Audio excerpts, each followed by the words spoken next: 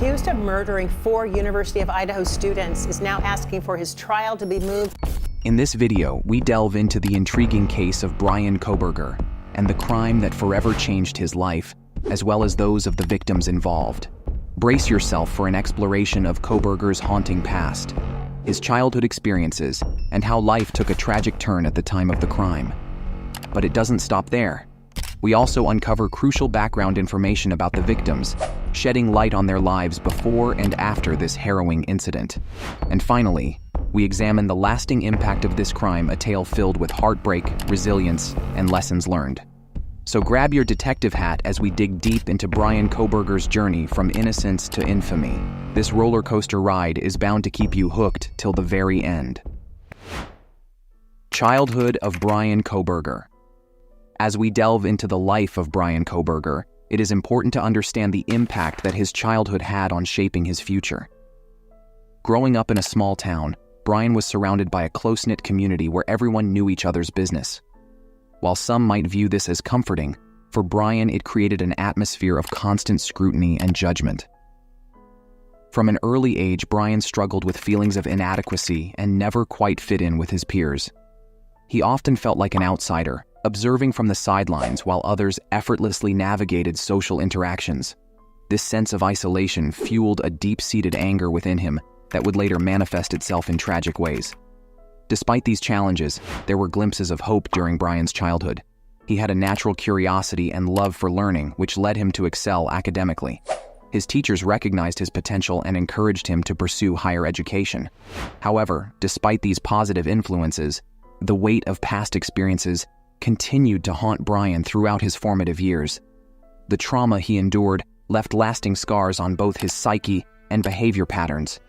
In examining the childhood of Bryan Kohberger, we must remember that every person has a unique journey filled with triumphs and tribulations. Life at the time of the crime. Bryan Kohberger's life took a dark turn during the fateful period when he committed the crime. It was a time of turmoil and confusion, with multiple factors contributing to his actions. At this point in his life, Bryan was grappling with unresolved personal issues that had been building up over time. The pressures of everyday life seemed overwhelming for Bryan. He was facing financial difficulties, struggling to make ends meet. This constant stress weighed heavily on him, clouding his judgment and making him susceptible to making impulsive decisions. Moreover, Bryan's relationships were strained during this period.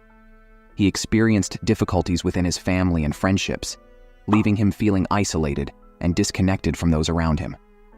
The lack of support exacerbated his already fragile mental state.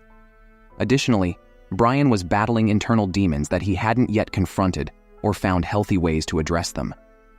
His emotional well-being suffered greatly as it became increasingly difficult for him to navigate through these challenges alone. It is important to note that these circumstances do not excuse or justify Bryan's actions, but rather provide insight into the complex web of circumstances surrounding the crime. This snapshot into Bryan Kohberger's life at the time of the crime serves as a reminder that individuals can be driven to desperate measures under extraordinary pressures. Background information on the victims. The victims of Bryan Kohberger's crime were individuals whose lives were forever changed by his actions. Each victim had their unique background and story, which makes this tragedy all the more heartbreaking. Kaylee Goncalves, 21 years old. A senior from Rathdrum, Idaho, studying general studies at the College of Letters, Arts, and Social Sciences, and a proud member of the Alpha Phi sorority, Kaylee had a promising future tragically cut short. Madison Mogan, 21 years old. Hailing from Coeur d'Alene, Idaho. Madison was a marketing major and Pi Beta Phi sorority member with plans to move to Boise after graduation. Her vibrant life was sadly ended in Moscow. Ethan Chapin, 20 years old. A freshman from Washington State, majoring in recreation, sport, and tourism management at the University of Idaho. Ethan's promising journey was abruptly halted while staying at his girlfriend's house. Zana Kernodle, 20 years old. A marketing major and Pi Beta Phi sorority member from Avondale, Ariz. Zana showcased her talents in sports and had a vibrant personality. Her tragic end occurred in Moscow, leaving a void in the lives of those who knew her. These innocent individuals never deserved the pain they experienced at the hands of Bryan Kohberger.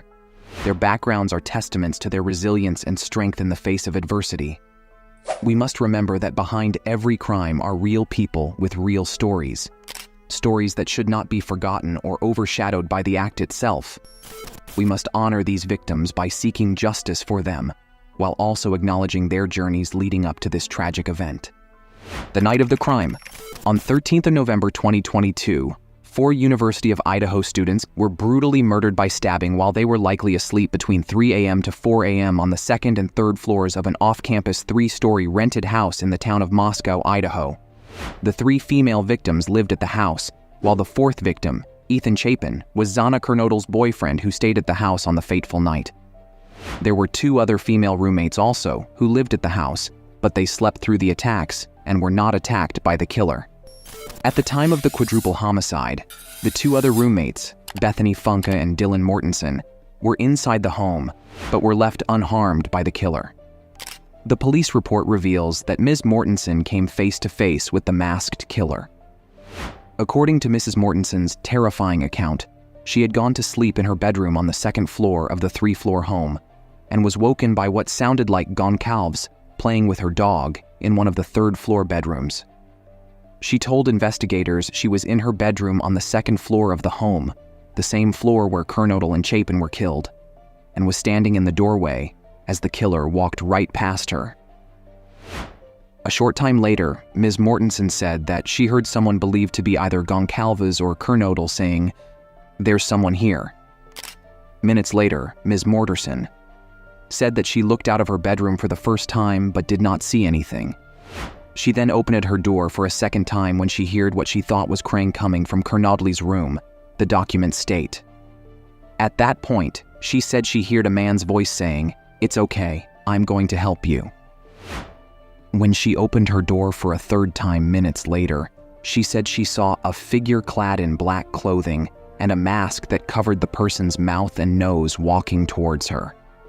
As she stood in a frozen shock phase, she said the man, who she did not recognize, walked past her and headed toward the back sliding glass door of the home. She then locked herself in her room. After a close call, someone dialed 911 8 hours later at 11:58 a.m. On 30th of December 2022, Bryan Christopher Kohberger was arrested for being the main suspect behind the gruesome murder of 4 students in the University of Idaho from his parents' house in Chestnut Hill Township in Monroe County, Pennsylvania, around 2,500 miles away from the crime scene. The big question is whether the killer meant to harm all 4, or if some were just caught in the terrible attack. Goncalves and Mogan were in a bedroom on the 3rd floor, while Kernodle and Chapin were found on the 2nd floor. There's no info in the report about how Mr. Kohberger might be connected to the victims. He was a criminal justice PhD student at Washington State University, living 15 minutes away from the victims in Pullman, across the Idaho-Washington border. Join us next time as we continue to uncover the captivating stories that lie hidden within our world. Don't forget to like and subscribe to our channel, and hit that notification bell to stay updated with our latest releases. Thank you for watching.